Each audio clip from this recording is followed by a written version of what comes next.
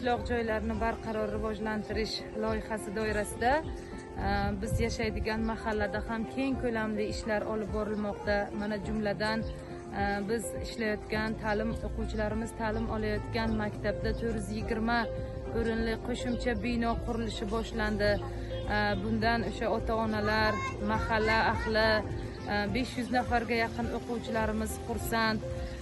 Biz hozir o'quvchilarni ta'lim olish jarayonida maktab to'la 2 smenada tashkil etilgan. Biz yangi maktabni qurilishini, jarayonlar tezroq olib borilishini va tezroq topshirilishini kutyapmiz. O'quvchilarimizni ham mana shu yangi binoda zamonaviy ta'lim maskanlarida ta'lim olishi bilim sifatini yanada yaxshilashga, biz ustozlarni o'sha zamonaviy maktablarda ishlashimizga yana ham yaxshi sharoitlar yaratilishidan xursandmiz.